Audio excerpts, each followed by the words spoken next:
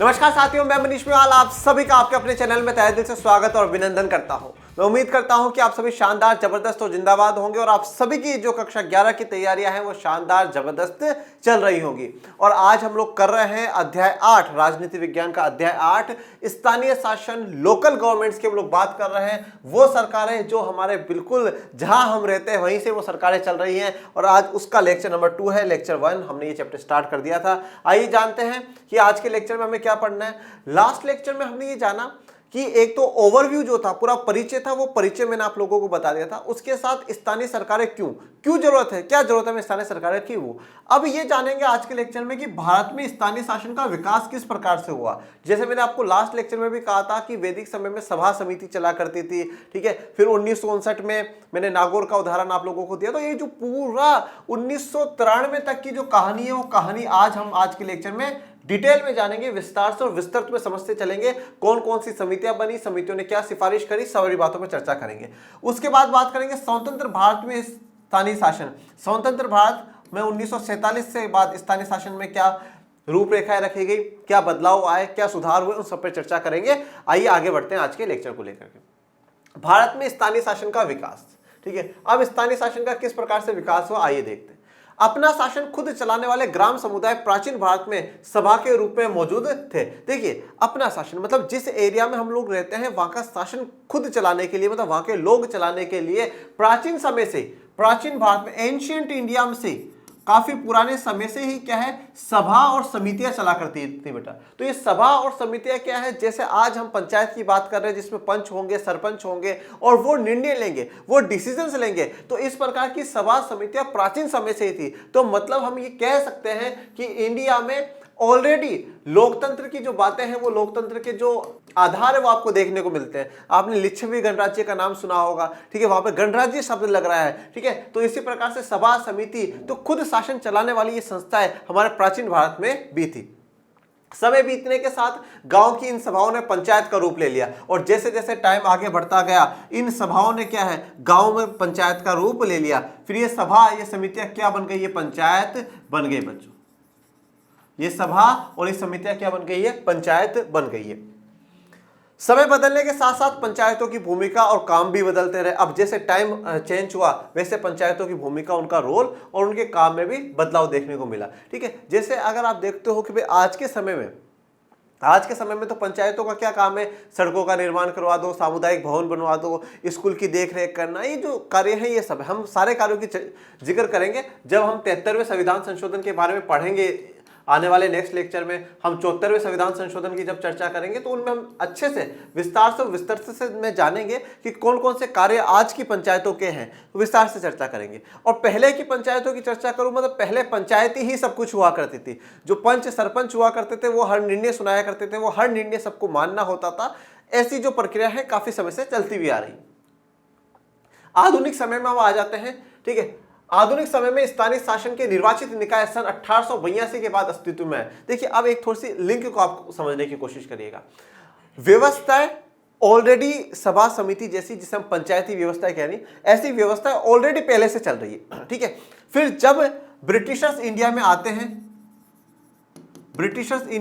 हैं तो ब्रिटिशर्स उन व्यवस्थाओं को क्या है, धीरे धीरे खत्म कर देते हैं कि नहीं भैया ऐसी कोई व्यवस्था नहीं चलेगी। जहां जहां उनका शासन होगा पूर्ण रूप से, संपूर्ण रूप से उन्हीं का शासन चलेगा। जो कानून वो बनाएंगे, जो नीतियां वो तय करेंगे, उन कानूनों को, उन नीतियों को सबको मानना पड़ेगा। कोई भी उन नीतियों, उन कानूनों से बाहर नहीं हो सकता। तो जो सभा समितियां हमारे लोकल लेवल पर चल रही थी, जो अपना शासन खुद चलाती थी, ऐसी सभा समितियों को खत्म कर दिया गया। परंतु समय जैसे जैसे आगे बढ़ा और धीरे धीरे भारत के नेताओं ने मांग करी स्थानीय शासन की, और ब्रिटिशर्स को भी लगा कि स्थानीय शासन में लोकल गवर्नमेंट होना आवश्यक है। तो फिर 1882 से 1882 से फिर से स्थानीय शासन का जो निर्वाचित निकाय है, मतलब जिसको चुना गया हो, जिसका चुनाव हुआ हो, उसकी शुरुआत हुई सन 1882 में। तो हम कह सकते हैं कि आधुनिक समय में अगर पंचायती की शुरुआत होती है तो वो कब हुई, 1882 में, 1882 में होती है। उस वक्त लॉर्ड रिपन भारत का वायसरॉय था। तो वायसरॉय कौन थे, लॉर्ड रिपन, ठीक है। ये मैंने तस्वीर दिखाई है, लॉर्ड रिपन। ये सवाल पूछा जा सकता है, एमसीक्यूज में पूछ लिया जाएगा कि जब सन 1882 में आधुनिक समय में स्थानीय शासन की निर्वाचित निकाय की शुरुआत हुई तो उस समय भारत का वायसरॉय कौन था? तो लॉर्ड रिपन। देखिए, और वायसरॉय बेटा एक पद है, मैंने इस पे पहले भी जिक्र कर रखा है कि एक पोस्ट है, ठीक है। तो भारत का वायसरॉय लॉर्ड रिपन, मतलब ओवरऑल सारी जो पावर हुआ करती थी फिर वो वायसरॉय के पास हुआ करती थी। उसने इन निकायों को बनाने की दिशा में पहलकदमी की, मतलब शुरुआत जो करी वो लॉर्ड रिपन ने करी कि हाँ भैया क्या होने चाहिए, जो स्थानीय शासन है वो होना चाहिए। उस वक्त इसे क्या कहा जाता था? मुकामी बोर्ड कहा जाता था, या क्या कह सकते हैं, लोकल बोर्ड, ठीक है। जैसे आज हम कह रहे हैं ना पंचायत कह रहे हैं, हम नगर निगम कह रहे हैं, उस समय क्या कहा जाता था? लोकल बोर्ड, या हिंदी में बात करूं तो मुकामी बोर्ड कहा जाता था। बोर्ड मतलब एक तरीके से लोगों का समूह हो गया जो वहां के विकास पे कार्य करेगा, वहां पे जो फैसले होंगे वो फैसले लेगा, निर्णय में भागीदारी करेगा, इन सब पे काम करा। तो मुकामी बोर्ड। एक और सवाल यहां से बन सकता है कि 1882 में जब स्थानीय शासन की व्यवस्था आई तो उसमें क्या नाम दिया गया था स्थानीय शासन को? मुकामी बोर्ड। यह है लॉर्ड रिपन। बहरहाल इस दिशा में प्रगति बड़ी धीमी गति से हो रही थी। भारतीय राष्ट्रीय कांग्रेस ने सरकार से मांग की कि सभी स्थानीय बोर्डों को ज्यादा कारगर बनाने के लिए वह जरूरी कदम उठाए। देखिए, अब ब्रिटिश सरकार की थी, ब्रिटिश सरकार का क्या था? इच्छा हो रही है तो कर रहे हैं, नहीं तो नहीं। कोई वहां के मुकामी बोर्ड को कोई अधिकार नहीं, कोई उनके पास शक्तियां नहीं, ठीक है। अपनी हिसाब से वो चला रहे हैं। और भारतीय राष्ट्रीय कांग्रेस जैसे जैसे धीरे धीरे आगे बढ़ती गई, आंदोलन आगे बढ़ता गया, तो उन्होंने डिमांडें करी कि जो ये स्थानीय बोर्ड है, स्थानीय बोर्ड जिन्हें हम लोकल बोर्ड या क्या कह रहे हैं, मुकामी बोर्ड, जो ये स्थानीय बोर्ड है, ये मुकामी बोर्ड है, इन स्थानीय बोर्डों को ज्यादा कारगर मतलब ज्यादा सफल बनाने के लिए, ज्यादा बेहतर बनाने के लिए जरूरी कदम ब्रिटिश सरकार को उठाने चाहिए। ज्यादा बेहतर, ज्यादा सफल बनाने का यहाँ पे अर्थ क्या हुआ कि उनको ज्यादा शक्तियां दी जाए, उनको ज्यादा राजस्व सरकार ट्रांसफर करे, जिससे कि वो उस एरिया का विकास करा सके, वहां के लोगों की जो आवश्यकताएं हैं, वहां के लोगों की जो जरूरतें हैं वो पूरी हो सके। तो यहाँ पे काम बड़ा धीरे हो रहा है, परंतु भारतीय राष्ट्रीय कांग्रेस सरकार से मांग करती है कि स्थानीय बोर्ड जो है उनको ज्यादा सफल, ज्यादा कारगर बनाने के लिए ज्यादा से ज्यादा और भी मेहनत, और भी ज्यादा जरूर काम वहां पे सरकार को करने चाहिए। गवर्नमेंट ऑफ इंडिया एक्ट 1919 के बनने पर अनेक प्रांतों में ग्राम पंचायत बने। सन 1935 के गवर्नमेंट ऑफ इंडिया एक्ट के बाद भी यह प्रवृत्ति जारी रही। देखिए, अब आप सभी को पता है, पहले भी अपन डिस्कस ले चुके हैं इसको, 1773 में एक कानून आया जिसे कहा गया रेगुलेटिंग एक्ट। रेगुलेटिंग एक्ट या चार्टर एक्ट वो आया था ईस्ट इंडिया कंपनी को कंट्रोल करने के लिए, कि भाई ईस्ट इंडिया कंपनी को ब्रिटिश की सरकार है वो कंट्रोल करेगी। इसके बाद अनेकों जो कानून, अनेकों जो प्रावधान है वो आए, 1773 के बाद आते गए।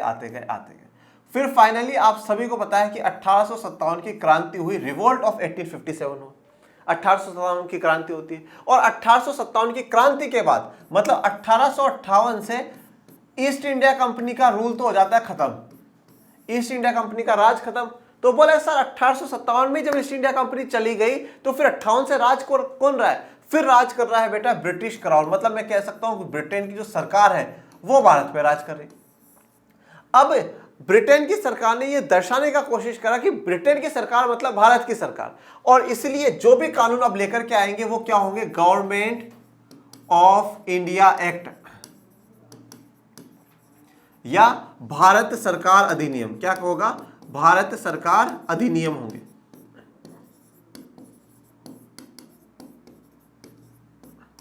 तो भारत सरकार अधिनियम, गवर्नमेंट ऑफ इंडिया एक्ट लेकर के आना शुरू हुआ। गवर्नमेंट ऑफ इंडिया एक्ट आते गए, 1858 में भी आया। उसके बाद कुछ एक्ट को इंडियन काउंसिल एक्ट के नाम से जाना गया।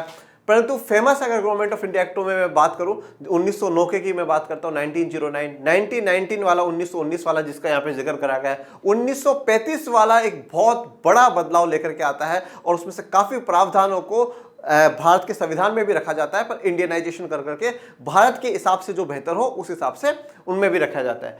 1935 में आया, और फिर फाइनली 1947 में भारतीय स्वतंत्रता अधिनियम जो है वो आ जाता है। ठीक है, ये मैंने आपको थोड़ा सा ब्रीफ में बताया। अब यहाँ पे इन्होंने क्या बोला? गवर्नमेंट ऑफ इंडिया एक्ट 1919 आया। अब ये जो 1919 का गवर्नमेंट ऑफ इंडिया एक्ट आया, इसमें अनेक प्रांतों में, प्रांत मतलब जैसे आज राज्य है, स्टेट्स है, अनेक प्रांतों में क्या बनी? ग्राम पंचायतें बनी। ठीक है, तो 1919 के गवर्नमेंट ऑफ इंडिया एक्ट से क्या शुरुआत कर दी गई? ग्राम पंचायतों की शुरुआत कर दी गई। 1935 के गवर्नमेंट ऑफ इंडिया एक्ट के बाद भी ये प्रवृत्ति, ये जो ट्रेंड है, ये जो सिस्टम ये चलता रहा है, कंटिन्यू रहा, बंद नहीं हुआ। मतलब सभी प्रांतों में क्या बन रही थी? ग्राम पंचायतें बन रही थी। कौन से एक्ट के तहत बनना शुरू हुई? गवर्नमेंट ऑफ इंडिया एक्ट 1919 के तहत। भारतीय स्वतंत्रता संग्राम के दिनों में महात्मा गांधी ने जोर देकर कहा था कि आर्थिक और राजनीतिक सत्ता का विकेंद्रीकरण होना चाहिए। अब यहां पे एक इंपॉर्टेंट वर्ड आ गया है, इंपॉर्टेंट वर्ड है भैया विकेंद्रीकरण। क्या होता है सर ये विकेंद्रीकरण? डिसेंट्रलाइजेशन। कक्षा 10 की याद आ रही होगी आपको, जरूर आ रही होगी, ठीक है ना। अध्याय 2 संघवाद, उसमें टॉपिक भारत में विकेंद्रीकरण, डिसेंट्रलाइजेशन। देखो जब भी कभी शब्द नहीं समझ में आए तो हमें शब्द को तोड़ करके पढ़ना चाहिए। यहां पे पहले अगर मैं वी को हटा देता हूं एक बार, आप पढ़ो केंद्रीकरण। केंद्रीकरण का मतलब हो गया केंद्र, मतलब सब कुछ एक हाथ में, एक सारी पावर सेंटर एक जगह पर आ जाए, वो केंद्रीकरण है। जैसे कि मान लो राजा है, राजा के पास ही सारी शक्तियां होती है, उसके अलावा किसी के पास ही शक्ति नहीं होगी, तो सारी शक्तियां एक व्यक्ति के हाथ में एक स्थान पर आ गई, वो क्या हो गया? केंद्रीकरण। मतलब सब कुछ सेंटर में आकर जाता है। जैसे काफी लोग आपको कहते हैं कि फोकस करो, कॉन्सेंट्रेट करो। कॉन्सेंट्रेट और फोकस क्या है कि सब कुछ एक स्थान पर, बस सारी पावर, सारी ऊर्जा कहां पर हो? यहां पर होनी चाहिए, सारी ऊर्जा, सारी पावर। तो वो क्या हो गया? केंद्रीकरण हो गया, सेंट्रलाइज्ड हो गया, वो एक जगह आ गया।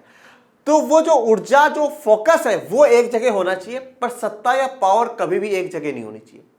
एक हाथ में होगी तो फिर वो तानाशाह को जन्म देती है, तानाशाही को जन्म देती है।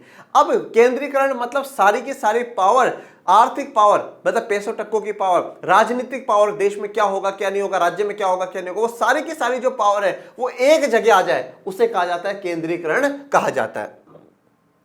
क्या कहा जाता है? केंद्रीकरण कहा जाता है। और जब इसी पावर को बांट दिया जाए कि भैया आज से थोड़ी पावर तेरी, थोड़ी तेरी, थोड़ी तेरी, थोड़ी तेरी, थोड़ी ये तेरी, अब उस पावर को क्या कर दिया गया? बांट दिया गया। जब उस पावर को डिवाइड कर दिया गया तो वो केंद्रीकरण से क्या हो गया? विकेंद्रीकरण हो गया।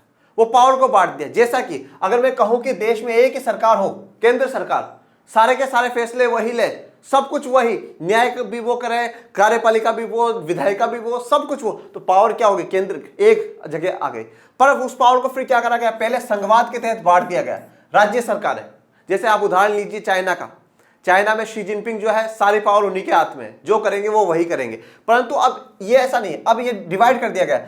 जो पावर एक जगह होती है वो एक जगह नहीं है, राज्यों को पावर दे दी गई। अब राज्य वाले मामले में केंद्र कुछ नहीं कर सकता, केंद्र अपने मामले में, राज्य अपने मामले में, पावर को क्या कर दिया गया? बांट दिया गया।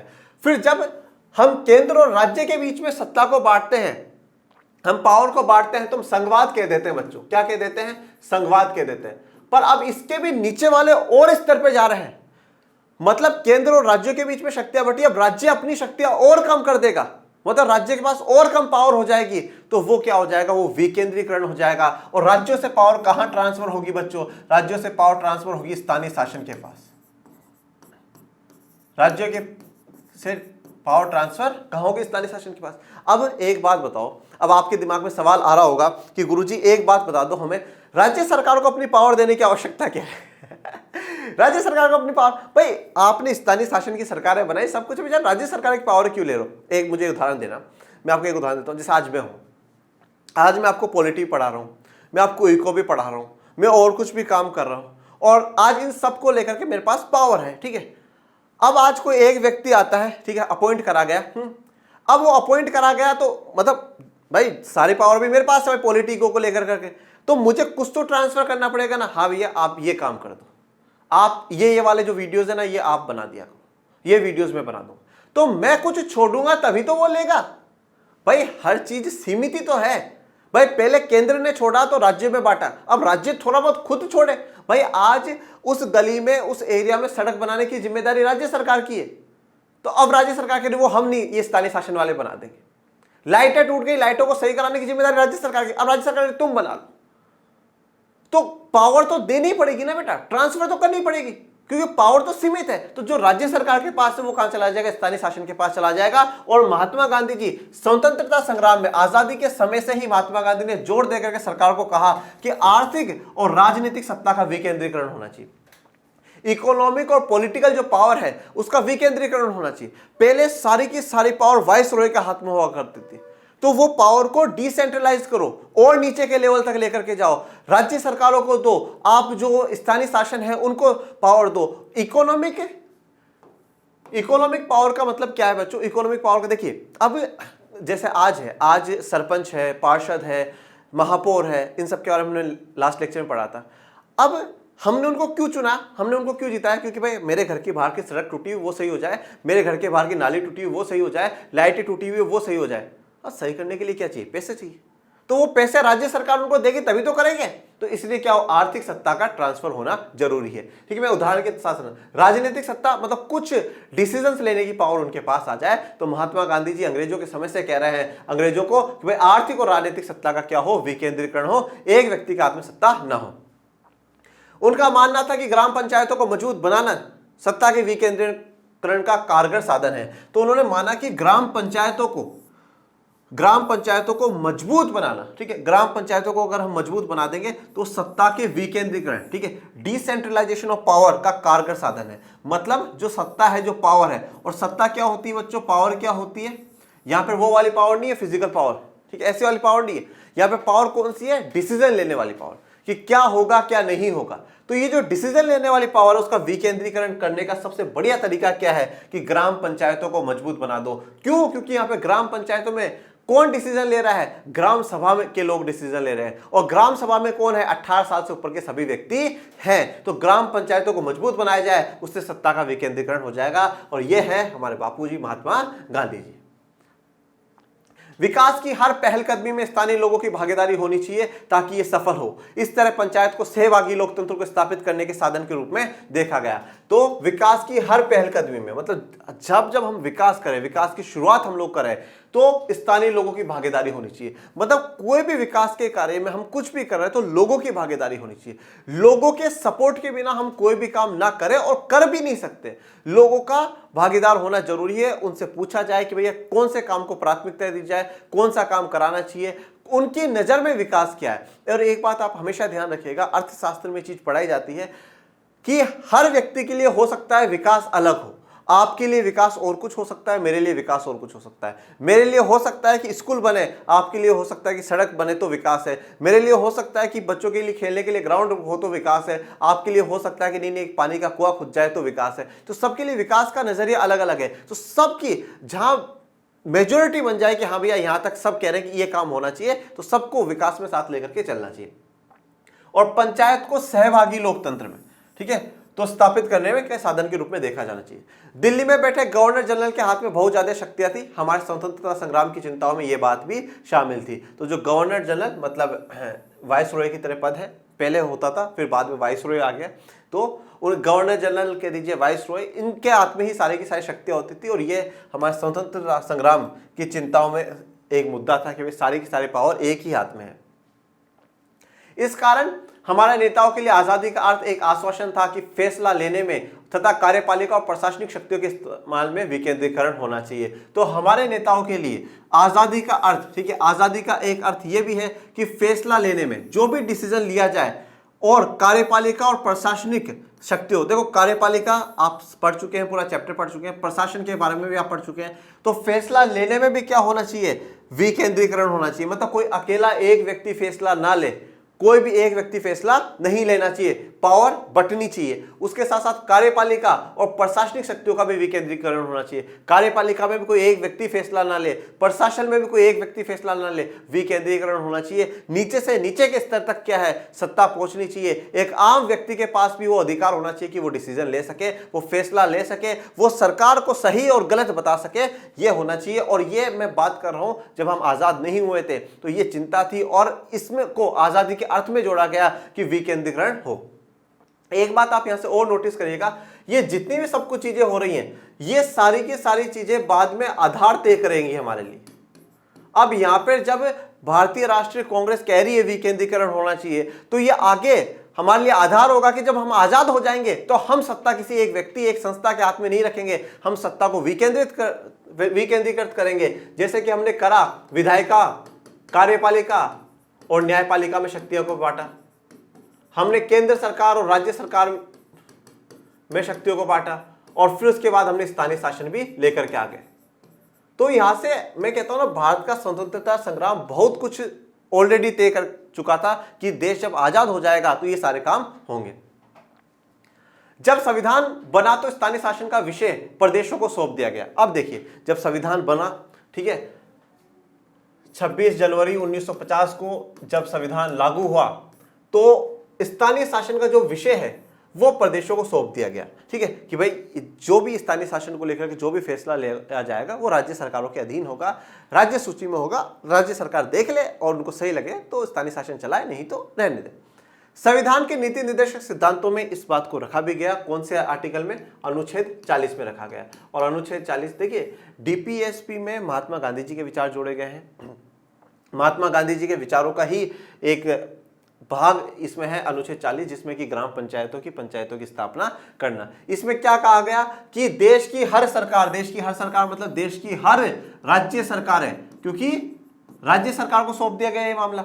ठीक है, प्रदेश को सौंप दिया गया, तो देश की हर सरकार अपनी नीति में, अपनी पॉलिसी में एक निर्देशक तत्व मानकर चले। इसको एक निर्देशक तत्व, एक डायरेक्टिव प्रिंसिपल माने कि ये संविधान ने आपको डायरेक्शन दिया, एक निर्देश दिया है। ये हम लोग पढ़ चुके हैं कि निर्देशक तत्व क्या है। संविधान ने निर्देश दिया कि अगर आप निर्देशक तत्व में आर्टिकल 36 से 51 तक जितनी भी बातें लिखी हुई हैं, अगर आप ये करोगे तो इससे क्या होगा? वेलफेयर स्टेट बनेगा, कल्याणकारी जो देश है ना, या हम कह सकते हैं जो विकसित देश है, वैसे हम लोग बनेंगे। तो इनको हमें मानना है, इनको फॉलो करना है, परंतु कंपलसरी नहीं है कि आप मानो या नहीं मानो, क्योंकि डायरेक्शन देने का काम है। भाई जैसे आज मैं आपको बोलूं बड़ा पढ़ा करो भविष्य सुधर जाएगा, अब पढ़ना या ना पढ़ना आपके हाथों में। उसी प्रकार से नीति निर्देशक तत्व में जो बात लिखी गई है, निर्देश एक डायरेक्शन दिखाया, रास्ता संविधान निर्माताओं ने दिखाया देश की सरकारों को, मानना न मानना उनके हाथ में है। तो पंचायत का भी मुद्दा नीति निर्देशक सिद्धांतों में ही रखा गया है। ऐसा लगता है कि स्थानीय शासन के मसले को, जिसमें पंचायत भी शामिल है, संविधान में यथोचित महत्व नहीं मिला। अब आप लोगों को भी लगता होगा कि आप पहले से जब डिमांड कर रहे हैं, ठीक है, जब अंग्रेज थे तब से कह रहे हैं कि नहीं स्थानीय शासन को मजबूत हो, सत्ता का विकेंद्रीकरण हो, तो फिर नीति निर्देशक तत्व में डाल करके तो लगता है कोई इंपोर्टेंस ही नहीं है, क्योंकि सरकारें कि कंपलसरी तो है नहीं, और कंपलसरी तो हो सकता है सरकारें ना करें। ये तो एक चॉइस दे दी, और सबसे बड़ी बात, सुप्रीम कोर्ट, हाई कोर्ट भी नहीं जा सकते नीति निर्देशक तत्व को लागू करवाने के लिए कि साहब देखिए सरकार पंचायत को लागू नहीं कर रही है, संविधान में लिखा हुआ है, तो नीति निर्देशक तत्व में आप जा भी नहीं सकते। तो ऐसा लगता है कि कम महत्व पंचायती राज को दिया गया, या हम ऐसा कह सकते हैं कि स्थानीय शासन व्यवस्थाओं को थोड़ा सा कम महत्व दिया गया। अब ये सवाल अगर आपके दिमाग में उठा है तो इस सवाल का जवाब जरूर दिया जाएगा। आइए देखते हैं। क्या आप जानते हैं कि ऐसा क्यों हुआ? वाई? ऐसा क्योंकि संविधान में पंचायती राज को कम महत्व दिया गया, या स्थानीय शासन व्यवस्थाओं को कम महत्व दिया गया। यहां कुछ कारण बताए जा सकते हैं। पहली बात तो यह कि देश विभाजन की खलबली के कारण संविधान का झुकाव केंद्र को मजबूत बनाने का रहा है। देखिए, अब मैंने क्या कहा कि हम 1600 में ईस्ट इंडिया कंपनी भारत आई, 1757 के बाद धीरे धीरे आंदोलन शुरू हुए, 1857 की क्रांति, और उसके बाद 1947 में आजादी। इस पूरे दौर में जितने भी आंदोलन हुए, जितनी भी क्रांतियां हुई, सब समय के साथ हमें आवश्यकताओं में थोड़ा सा परिवर्तन लगा। हमने बिल्कुल माना कि सत्ता का विकेंद्रीकरण होना चाहिए। हमने ये भी माना था, ठीक है, संघवाद वाले चैप्टर में हम लोग ये चीज पढ़ करके आए हैं कि भाषा के आधार पर खुद कांग्रेस समर्थन में थी, परंतु जब देश आजाद हो गया तो सरकार के मन में डर था कि क्या भाषा के आधार पर हमें राज्य बनाने चाहिए या नहीं बनाने चाहिए। समय के आधार पर देखो, सब कुछ डिपेंड करता है सिचुएशन पे। सिचुएशन कैसी है, वक्त कैसा है, हालात कैसी है, ठीक है ना, कहने में और उस समय सिचुएशन को फेस करने में बड़ा अंतर होता है। तो यहां पर बिल्कुल मान रहे हैं कि सत्ता का विकेंद्रीकरण होना चाहिए, परंतु जब देश आजाद हुआ तो आजादी के साथ दुख की खबर यह आई कि देश का विभाजन हो गया। अब विभाजन हो गया तो उस समय संविधान निर्माताओं का यह मानना था कि हमें केंद्र को मजबूत बनाना चाहिए। अगर हमने राज्यों को ज्यादा ताकत दे दी, हमने स्थानीय सरकारों को ज्यादा ताकत दे दी, तो केंद्र कमजोर पड़ जाएगा, और केंद्र कमजोर पड़ गया तो सबको यूनाइट करना मुश्किल हो जाएगा। और हम साथ लेकर संघ वाले देश हैं, सबको साथ लेकर चलना है हम लोगों को, तो उसमें केंद्र का मजबूत होना जरूरी है। तो उस समय जो मुख्य फोकस था, जो मेन फोकस था, वो किस पे था? केंद्र को मजबूत बनाने पे। और केंद्र को मजबूत क्यों बनाया गया, इस पे के.एम. मुंशी जी के विचार आपको बहुत अच्छे से याद होंगे, ठीक है ना, तो वो विचार आपको याद होंगे, इसलिए केंद्र को हमने मजबूत बनाया। तो संविधान निर्माताओं को उस समय पूरा फोकस केंद्र को मजबूत बनाने पर था। अगले पॉइंट देखें, नेहरू जी खुद अति स्थानीयता को राष्ट्र की एकता और अखंडता के लिए खतरा मानते थे। ये जवाहरलाल नेहरू जी, तो उनका मानना था कि अति स्थानीयता मतलब हम काफी स्थानीय लेवल पर बहुत ज्यादा अगर शक्तियां दे देंगे तो वो देश की एकता और अखंडता के लिए खतरा होगी। मतलब बहुत ही ज्यादा स्थानीय लेवल पर अगर हमने पावर दे दी तो वो देश के लिए एकता के लिए खतरा हो जाएगा। तो इतनी स्थानीय लेवल पर हमें पावर ना दे करके केंद्र और राज्य सरकारें ही बनानी चाहिए, और राज्य सरकारों को यह आदेश दिया जाए कि वो ग्रामीण विकासों पर भरपूर ध्यान दे और पंचवर्षीय योजनाओं में भी ग्रामीण विकास को ध्यान में रखा जाएगा, परंतु इस प्रकार से स्थानीय शासन देना सही नहीं होगा। फिर दूसरा कारण देखते हैं। दूसरा, संविधान सभा में डॉक्टर बी.आर. अंबेडकर के नेतृत्व में एक मजबूत आवाज उठ रही थी। तो अब बाबा साहब का क्या कहना है, आइए जानते हैं। ग्रामीण भारत में जाति पाति और आपसी फूट का बोलबाला है। ठीक है, तो अब देखिए, आप आज के दौर में भी देखिए, अगर कहीं पे आपको जात पात के आधार पर भेदभाव, डिस्क्रिमिनेशन, ठीक है, अनटचेबिलिटी, छुआछूत, ये कहाँ ज्यादा देखने को मिलेगी? शहरों में इतनी नहीं है, ज्यादा कहाँ पर है? गाँव में। ठीक है, गाँव में बहुत ज्यादा मतलब है कि नहीं वो उस कास्ट का है, वो उस कास्ट का है। ठीक है, तो ये उस समय से ही चिंता जताई जा रही थी कि ग्रामीण भारत में जाति पाति और आपसी फूट का बोलबाला है, मतलब लोगों में जात पात का बहुत है। और अगर इस प्रकार से अगर हमने स्थानीय शासन व्यवस्था को चला दिया तो वहां पर तो जो वर्चस्वशाली जो जातियां रही हैं वो राज करती रहेंगी, तो जो ग्रामीण क्षेत्रों में जो दलित पिछड़ी जाति के लोग हैं उनका विकास नहीं हो पाएगा। एक पॉइंट तो ये। और दूसरा है क्या, आप गांव में देखा करो आपसी फूट होती है लोगों के बीच में, मतलब बहुत एक वो कहते हैं ना, रेपुटेशन के लिए लड़ाइयां हो जाती हैं। नहीं साहब कैसे, उसने कैसे बोल दिया, तो लड़ाइयां जल्दी हो जाती थी। आपसी फूट गांव में ज्यादा होती है, जाति पाति जो है ये ज्यादा गांव में होती है, तो वहां पर शायद स्थानीय शासन सक्सेसफुल नहीं रहेगा। स्थानीय शासन का उद्देश्य तो बड़ा अच्छा है, लेकिन ग्रामीण भारत के ऐसे माहौल में ये उद्देश्य ही मटिया मेट हो जाएगा। स्थानीय शासन के उद्देश्य को गलत नहीं बताया गया कि किसी भी नेता ने, किसी ने भी ये नहीं कहा कि स्थानीय शासन या लोकल गवर्नमेंट का जो उद्देश्य है वो बेकार है, बिल्कुल भी बेकार नहीं है। परंतु समस्या कहां पर है, जो ग्रामीण भारत की सामाजिक स्थितियां हैं, जो ग्रामीण भारत में लोगों में आपसी फूट है, ये से क्या है कि माहौल में, ऐसे माहौल में स्थानीय शासन बनाना ठीक नहीं है, वो गलत हो जाएगा। ओके, ये है डॉक्टर बाबा साहब अंबेडकर। बहरहाल किसी भी सदस्य ने विकास योजनाओं में जन भागीदारी के महत्व से इनकार नहीं किया। तो किसी भी लीडर को आप उठा लीजिए, पूरी संविधान सभा में जितने भी नेता बैठे हुए हैं, किसी भी नेता ने, किसी भी सदस्य ने विकास योजनाओं में जितने भी डेवलपमेंट प्रोग्राम्स हो, चाहे वो गांव का विकास हो, चाहे वो शहरों का विकास हो, किसी वर्ग का विकास हो, किसी भी विकास परियोजना में, किसी भी प्रोजेक्ट में जन भागीदारी के महत्व से इनकार नहीं करा। सबने माना है कि जनता की भागीदारी है, जरूरी है, उसकी इंपॉर्टेंस है, उसका महत्व है, जनता की भागीदारी होनी चाहिए, जनता जितना पार्टिसिपेट करेगी उतना बेहतर है।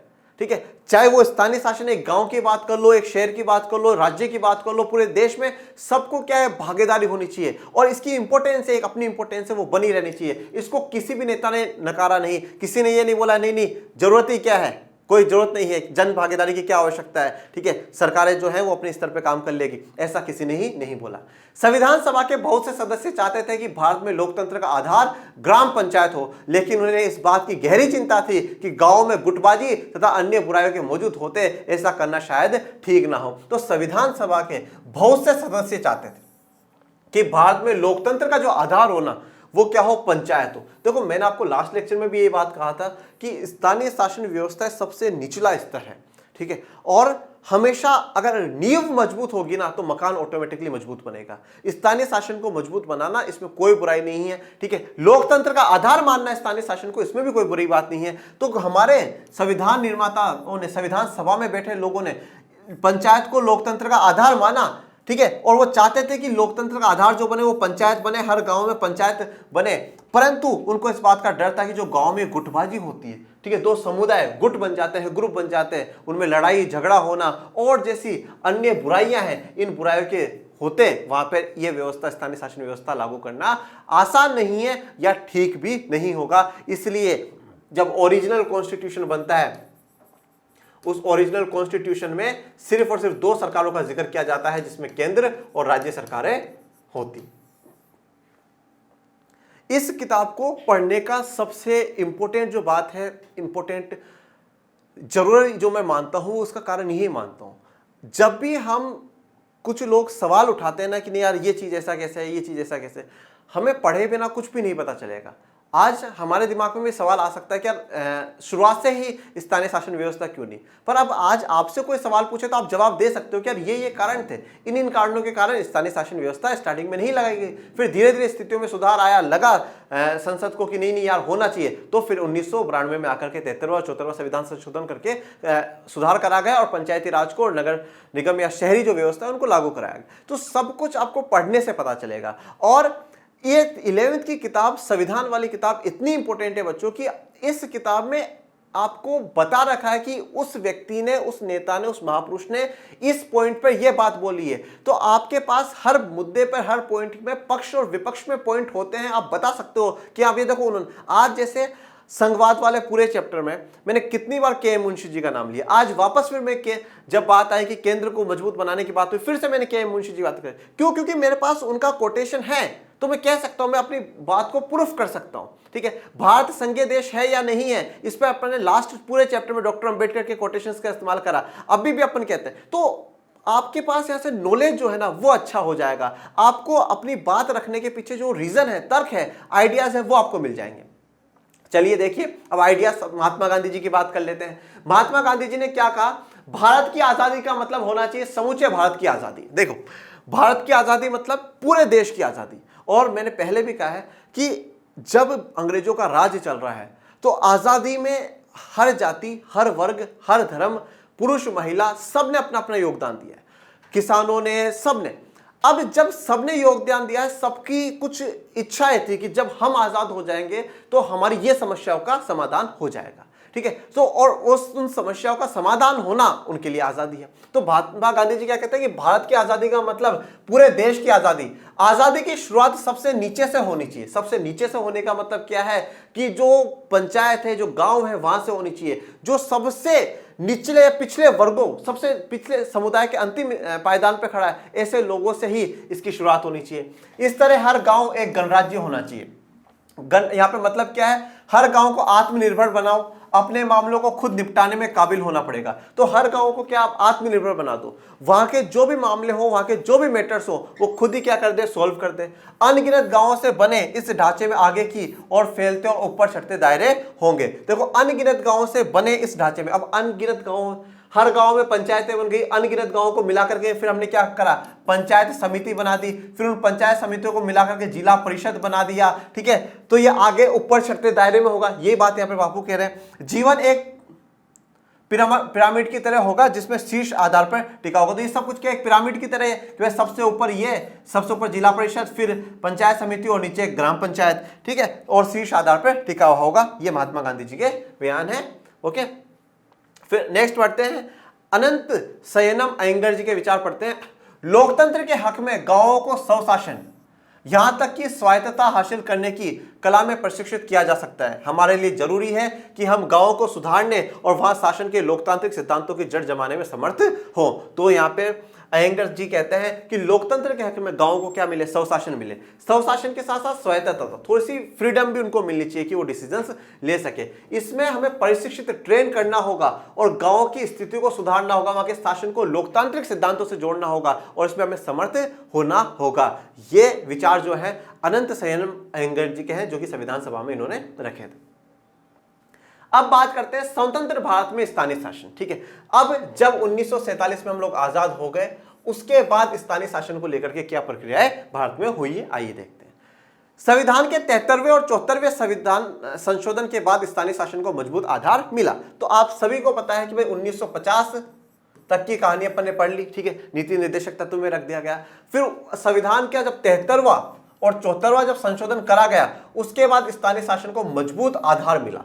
अब स्थानीय शासन मजबूत हो चुका था। क्यों? क्योंकि पंचायती राज को, शहरी शासन व्यवस्थाओं को संवैधानिक दर्जा मिल चुका था। संवैधानिक दर्जा मिल चुका था, कॉन्स्टिट्यूशनल स्टेटस मिल चुका था, कॉन्स्टिट्यूशनली कंपलसरी हो चुका था कि हर जगह, हर पंचायत में, हर शहरी शासन व्यवस्था में क्या होना चाहिए, चुनाव होने चाहिए। ठीक है ना, वहां पे राज्य वित्त आयोग की स्थापना करेगी, राज्य चुनाव आयोग की स्थापना करेगी। लेकिन इससे पहले भी स्थानीय शासन के निकाय बनाने के लिए कुछ प्रयास हो चुके हैं। देखिए, फाइनली अगर आपको हर जगह पंचायती राज देखने को मिलेगा तो वो 1992 के बाद देखने को मिलेगा। 1992 में 73वां 74वां संविधान संशोधन होता है, परंतु उससे पहले भी प्रयास करे गए। ऐसी बात नहीं कि 1947 से लेकर के 1992 तक कोई प्रयास हुआ ही नहीं। 92 में जाकर के प्रयास हुआ है, उससे पहले भी प्रयास हुए। आइए जानते हैं कौन से ऐसे प्रयास। इस सिलसिले में सबसे पहला नाम आता है 1952 के सामुदायिक विकास कार्यक्रम कम्युनिटी डेवलपमेंट प्रोग्राम का। सामुदायिक विकास कार्यक्रम चलाया गया, इसमें कृषि को बढ़ाना, ठीक है, सिंचाई व्यवस्थाएं देना, गांव का विकास करना, इस प्रकार के कार्यक्रमों को सरकार ने जोड़ा, पंचवर्षीय योजनाओं में सरकार ने रखा, ठीक है। 1952 में ये लागू करा गया, तो ये शुरुआत थी। देखिए मैंने क्या कहा कि जब नेहरू जी कह रहे हैं कि अति स्थानीयता को ज्यादा शक्ति देना देश की एकता अखंडता को खतरा है, परंतु पंचवर्षीय योजनाओं में देश के विकास में एक इंपॉर्टेंट भूमिका में गांवों को ले रहे हैं कि नहीं, गांवों पे पैसा खर्च होना चाहिए, गांवों में कृषि बढ़नी चाहिए, वहां के लोगों का जीवन है वो सुधरना चाहिए। उसीलिए तो क्या है, सामुदायिक विकास कार्यक्रम चलाया गया। इस कार्यक्रम के पीछे सोच ये थी कि स्थानीय विकास की विभिन्न गतिविधियों में जनता की भागीदारी हो। ये जो कार्यक्रम चलाया गया कम्युनिटी डेवलपमेंट प्रोग्राम CDP 1952, इसके पीछे ये सोच थी कि स्थानीय विकास में जो वहां का लोकल डेवलपमेंट हो, उस एरिया का, उस गांव का जो लोकल वहां का विकास हो, वहां पे सड़कें बने, वहां पे पानी के कुएं खुदे, वहां पे हर घर में पानी पहुंचे, इन अलग अलग गतिविधियों में जनता की भागीदारी होनी चाहिए। मतलब जो भी वहां विकास का कार्यक्रम हो वहां जनता की भागीदारी से हो, जनता इन्वॉल्वमेंट करे, जनता अपने हिसाब से काम करवाए। इसी पृष्ठभूमि में ग्रामीण इलाकों के लिए एक त्रिस्तरीय पंचायती राज व्यवस्था की सिफारिश करी गई और इसी आधार पर क्या है, ग्रामीण इलाकों में त्रिस्तरीय पंचायती राज व्यवस्था की सिफारिश करी गई। त्रिस्तरीय पंचायती राज व्यवस्था में क्या क्या आ जाएगा, सबसे निचले स्तर पे ग्राम पंचायत, फिर उसके ऊपर पंचायत समिति और फिर जिला परिषद। तो ये 3 स्तर पे, पहला लेवल, दूसरा लेवल, तीसरा लेवल, पहला स्तर, दूसरा स्तर, तीसरा स्तर, तो 3 स्तरों पे पंचायती राज व्यवस्था। पंचायती राज व्यवस्था जो शब्द है बेटा, ये इन तीनों को मिलाकर के इस्तेमाल होता है। और जब हम पंचायत समिति कहते हैं ये अलग है, ग्राम पंचायत अलग है। और सबसे बड़ा जो कंफ्यूजन बच्चों को रहता है वो रहता है ग्राम पंचायत और ग्राम सभा में, जो कि अपन पहले ही क्लियर कर चुके हैं। कुछ प्रदेश मसलन गुजरात, महाराष्ट्र ने सन 1960 में निर्वाचन द्वारा बने स्थानीय निकायों की प्रणाली अपने। तो गुजरात देख लीजिए, महाराष्ट्र, इन्होंने 1960 में निर्वाचन द्वारा चुन करके क्या है, स्थानीय निकाय की प्रणाली को अपनाया, धीरे धीरे चुनाव कराए। लेकिन अनेक प्रदेशों में इन स्थानीय निकायों की शक्ति इतनी नहीं थी कि वे स्थानीय निकाय विकास की देखभाल कर सके। देखो अब प्रदेशों में स्टार्ट कर दिया गया, परंतु प्रदेशों में स्थानीय शासन के पास, स्थानीय सरकारों के पास इतनी शक्ति नहीं थी कि वो स्थानीय विकास की देखभाल कर सके, ठीक है, कि वे लोकल लेवल तक पूरा डेवलपमेंट का ध्यान रख सके। ये निकाय वित्तीय मदद के लिए प्रदेश तथा केंद्रीय सरकार पर बहुत ज्यादा निर्भर थे, ठीक है। तो ये जो निकाय है, ये जो सरकारें बनाई गई, वो वित्तीय मदद के लिए, फाइनेंस के लिए, पैसों के लिए प्रदेश और केंद्रीय सरकारों पर क्या है, बहुत ज्यादा निर्भर थी, ठीक है, बहुत ज्यादा निर्भर थी। एक कार्ल मार्क्स का थॉट है, कार्ल मार्क्स का कोटेशन है, वो कहते हैं कि अधिकार के बिना कर्तव्य नहीं और कर्तव्य के बिना अधिकार नहीं, दोनों ही संभव नहीं। अगर आप किसी को अधिकार ही अधिकार दे दोगे और कर्तव्य नहीं दोगे तो भी बेकार है, और सिर्फ कर्तव्य दे दोगे, अधिकार नहीं दोगे तो वो भी बेकार। यहां पर भी सिचुएशन वही है, कर्तव्य तो दे दिए, ये काम भी करवाना है, ये काम भी करवा लेना, ये भी करवा लेना, पर अधिकार नहीं। अधिकार मतलब पैसा आए उनके पास हाथ में, वो काम करवा सके, कुछ डिसीजंस अपनी मर्जी से ले सके, वो नहीं है। कर्तव्य बता दिए पर अधिकार नहीं दिए। अधिकार जो है फिर वो 1992 के बाद मिल जाएंगे। कई प्रदेशों ने तो यह तक नहीं माना निर्वाचन द्वारा स्थानीय निकाय स्थापित करने की जरूरत भी है। तो कुछ प्रदेश तो मानते थे कि भाई जरूरत ही क्या है, स्थानीय निकाय, स्थानीय शासन की जरूरत ही क्यों है, क्यों पावर दी जाए नीचे के लेवल पे। ऐसे बहुत से उदाहरण हैं जहां स्थानीय निकायों को भंग करके स्थानीय शासन का जिम्मा सरकारी अधिकारी को सौंप दिया गया। अब जहां कहीं पे स्थानीय सरकारें बना भी दी गई, फिर धीरे धीरे क्या हुआ, स्थानीय सरकारों को भंग कर दिया गया, हटा दिया गया स्थानीय सरकारों को, और वहां के जो अधिकारी हैं, उन अधिकारी को ही जिम्मा सौंप दिया गया कि भाई आज से स्थानीय शासन की जो भी जिम्मेदारी होगी वो आप ही संभालेंगे, कोई स्थानीय सरकार नहीं होगी, सारी जिम्मेदारी आज अधिकारी पर ही होगी। कई प्रदेशों में अधिकांश स्थानीय निकायों के चुनाव अप्रत्यक्ष रीति से हुए। अनेक प्रदेशों में स्थानीय निकायों के चुनाव समय समय पर स्थगित होते रहे। तो काफी प्रदेशों में जो स्थानीय निकायों के चुनाव हुए वो अप्रत्यक्ष रीति से हुए, मतलब इनडायरेक्टली हुए, मतलब जनता ने डायरेक्ट वोट नहीं करा। अनेक प्रदेशों में जो चुनाव है वो समय समय पर स्थगित होते गए, पोस्टपोन कर दिए, करा लेंगे, इस साल नहीं अगले साल करा लेंगे, कोई बात नहीं, अगले साल नहीं तो अगले साल करा लेंगे, कोई दिक्कत वाली बात नहीं। ऐसे पोस्टपोन करते रह गए, कोई टाइम फिक्स नहीं था कि भाई 4 साल में, 5 साल में कब कराने हैं, कितने बार कराने, ऐसा कुछ भी फिक्स नहीं था। सन 1987 के बाद 1987 के बाद स्थानीय शासन की संस्थाओं के गहन पुनरावलोकन की शुरुआत हुई। अब देखिए 1987 के बाद स्थानीय शासन की जो संस्था है उनके ऊपर सोच विचार का काम शुरू हुआ कि स्थानीय शासन की जो संस्था है इनको मजबूत बनाने की आवश्यकता है। महात्मा गांधी का जो सपना है उस सपने को पूरे करने की आवश्यकता है। अब 1947 से बाद 1987 में आज हम लोग पहुंच चुके हैं। 40 वर्ष का हम सफर कर चुके हैं। गांवों के सामाजिक व्यवस्थाओं में भी थोड़ा बहुत परिवर्तन आया होगा और भी कुछ परिवर्तन हुए होंगे। अब समय आ चुका है कि हम स्थानीय शासन को मजबूत बनाएं। सन 1989 में पीके थुंकन समिति ने स्थानीय शासन के निकायों को संवैधानिक दर्जा प्रदान करने की सिफारिश की। तो पीके थुंकन समिति बनाई गई और इन्होंने ये कहा कि जो स्थानीय शासन में जो निकाय है उनको संवैधानिक दर्जा प्रदान करा जाए। ठीक है, उनको संवैधानिक दर्जा दिया जाए, कॉन्स्टिट्यूशनल स्टेटस उनको दिया जाए। और समिति की सिफारिश थी कि स्थानीय शासन की संस्थाओं के चुनाव, देखो अब समिति ने क्या क्या बातें बोली, चुनाव समय समय पर कराए। मतलब समय समय मतलब ऐसा नहीं है कि हर साल करवा लो, मतलब 5 साल से हर 5 साल में चुनाव होने चाहिए। उनके समुचित कार्यों की सूची तय करना और पंचायती राज को क्या क्या कार्य करने हैं, शहरी शासन व्यवस्था वालों को क्या क्या कार्य कर रहे हैं, पूरा फिक्स एक सूची, एक लिस्ट बना करके दो। जैसे संघ सूची, राज्य सूची, एक लिस्ट बना करके उनको दो।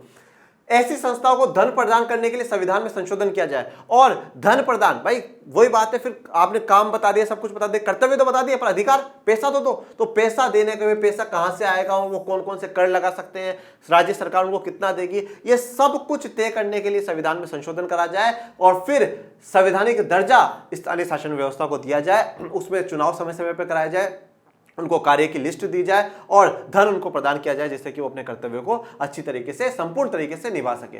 ये बेसिक जो इंट्रो है भाई हमारा 1992 तक का, वो हम लोग देख लिए। अब नेक्स्ट आगे हम 73वां और 74वें संविधान के बारे में विस्तार से और विस्तृत में हम लोग पढ़ेंगे। ओके, आज के लिए इस लेक्चर में इतना ही। आपको कोई डाउट, कोई समस्या हो तो आप कमेंट बॉक्स में मेंशन कर दीजिएगा बच्चों। और बच्चों, लर्न एंड शेयर आर्ट्स का टेलीग्राम चैनल बन चुका है। मेरे आपसे निवेदन है कि आप सभी बच्चे टेलीग्राम चैनल को ज्वाइन करें। आपको लिंक डिस्क्रिप्शन में मिल जाएगा। आप वहां पे आपको सभी इंफॉर्मेशंस मिल जाएंगी कि कब कौन सा लेक्चर आ रहा है, कौन सा वीडियो आ रहा है, ठीक है, कितनी बजे आता है, कोई स्पेशल बात होगी, सभी आपको वहां पे जानकारियां मिल जाएंगी। और आप पढ़ते रहे, आगे बढ़ते रहे, अपने चैनल को बढ़ाते रहे, सबको लाइक शेयर सब्सक्राइब करें और मिलते हैं नेक्स्ट लेक्चर में। तब तक के लिए थैंक यू सो मच। जय हिंद, जय भारत।